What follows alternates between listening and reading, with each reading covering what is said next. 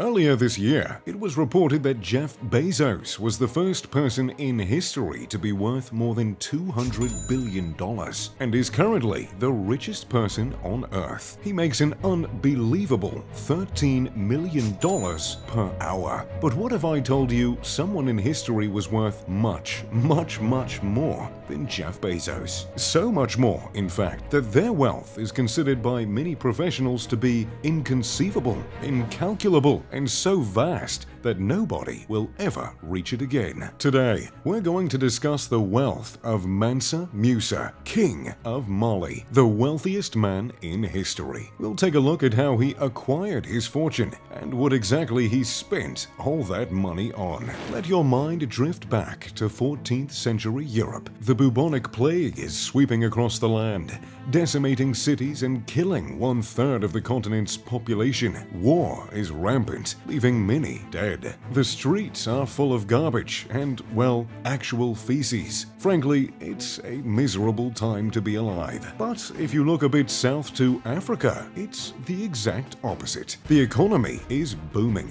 There are mosques being built, universities being constructed, art being made, and spread all across the continent. And at the helm of it all is Musa Keita I, who was known as Mansa Musa after he took charge of the Kingdom of Mali in 1312 BCE. Under Mansa Musa's rule, the Kingdom of Mali was massive, stretching across modern-day Mali, Senegal, Guinea, Niger, Gambia, Nigeria, Chad, Burkina Faso, and Mauritania, stretching nearly 2,000 miles from one end to the other. And within that territory, there were resources that made Mali and Mansa Musa unbelievably wealthy. It's believed that during his reign, the Empire of Mali was in control of half of the world's gold. If there was an empire that had control of half of the world's gold today, well, from the gold alone, they would be worth more than $5 trillion.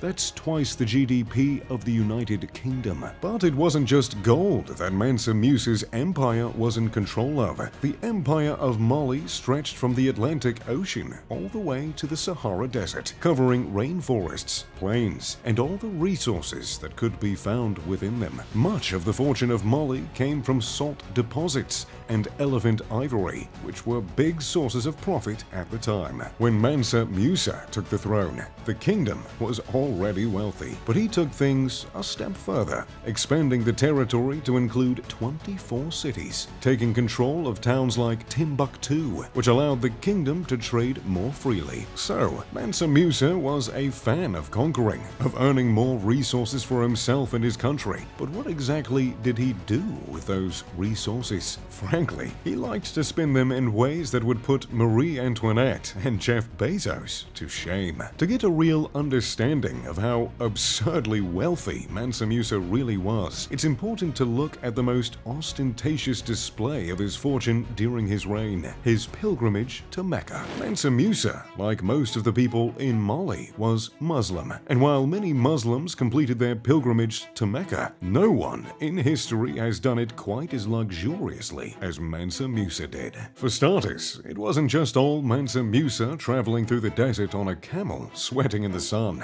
He traveled in comfort, with plush accommodations that he didn't even have to set up himself, because he had an entourage the size of a city. It's estimated that there were 60,000 people in his caravan, traveling with him at all times. This caravan included 1,000 attendants, including 500 attendants that solely served his head wife. There were 500 slaves who carried something that you wouldn't necessarily expect to see in the hands of slaves: golden staffs that weighed 6 pounds each. For reference, that's 3,000 pounds of gold total. But that wasn't the only gold on the journey. There were 100 camels carrying 300 pounds of gold each. That's around 30,000 pounds worth of gold total. Today, 30,000 pounds of gold would be worth around $888 million. With the additional cost of the golden staffs, that'd be equal to around $970 million.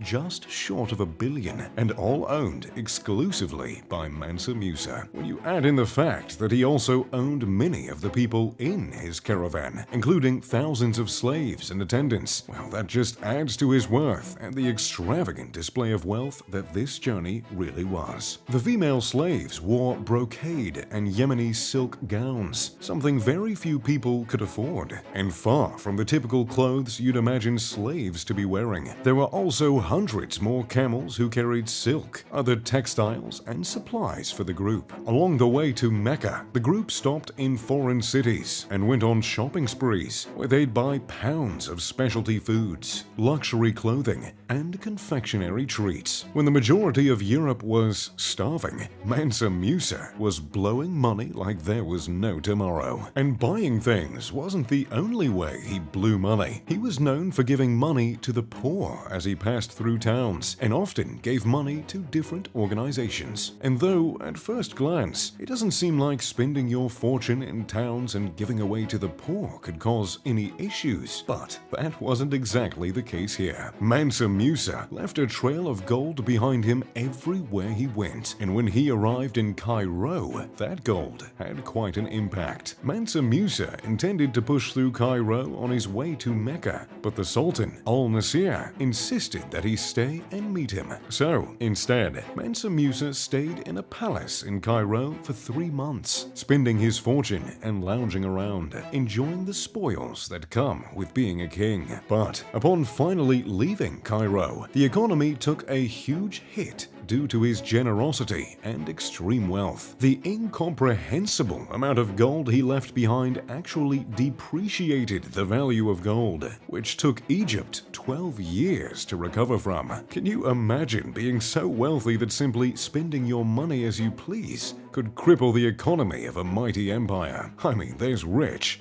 and then there's Mansa Musa rich. During that trip, it wasn't just his wealth that was spread, it was word of his wealth. The empire of Mali was widely unknown at the time, but became something of intrigue after the rest of the world saw the amount of money the kingdom had to burn. When Mansa Musa returned to Mali, he wasn't done spending just quite yet. During his travels, he collected artists, poets, scholars, and architects, and brought them back with him, intending to grow his cities even more. He got to work building dozens of mosques, universities, and palaces. One particular mosque, the Jingarabir Mosque, was commissioned by Mansa Musa. The mosque was one of the largest and most impressive in all of Africa, and has withstood the test of time, as it is still standing today, 700 years later. The mosque was designed by a famous architect who was paid in 440 pounds of gold, equal to about $8.2 million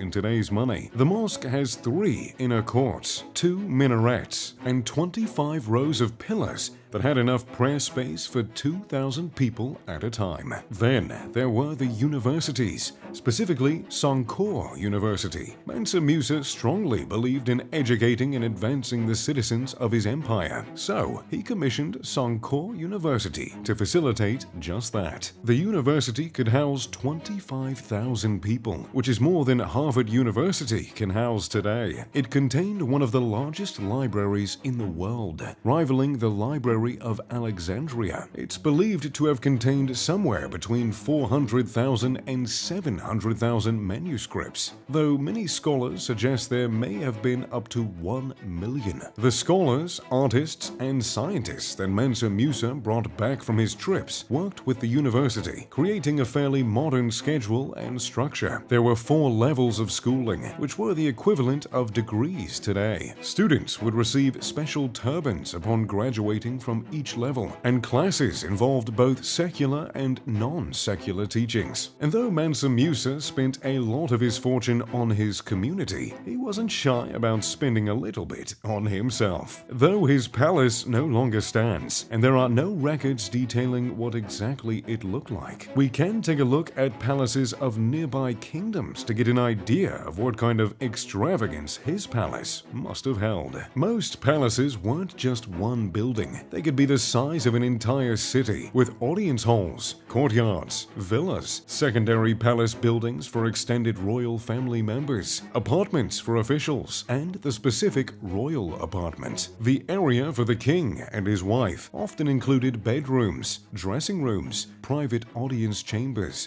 a courtyard with gardens, and a harem, because that's how they did things back in the day. The palace ground also included dozens of courtyards, worship temples, and in some cases, even ceremonial lakes. And judging by how much Mansa Musa loved gold and silk, I think it's safe to say his palace was probably decorated wall to wall with the most luxurious materials and surely things that he brought back from his lengthy travels. And though we don't know exactly how much Mansa Musa earned, we know one thing: his wealth was so vast that he was able to propel his kingdom far into the future. Unfortunately, that vast wealth came with a downside. Word of his fortune spread into Europe, which ended up contributing to the kingdom's downfall. By the 15th century, Portugal was conducting naval raids against the kingdom, and shortly after, the colonization of the kingdom and continent contributed to the inevitable demise of the Mali Empire. So, there you have it, how the richest man in history spent his fortune. I wonder why Jeff Bezos isn't out building palaces all over the place. What about you guys? What would you do if you were worth hundreds and hundreds of billions of dollars? Be sure to let me know in the comments down below. Thanks for watching. If you enjoyed the video, make sure to leave a like and subscribe. And maybe turn on post notifications for the one time. As always, I'm Mr. Luxury, and if you don't mind me, I've got some money to count. Pip pip to doodly doo.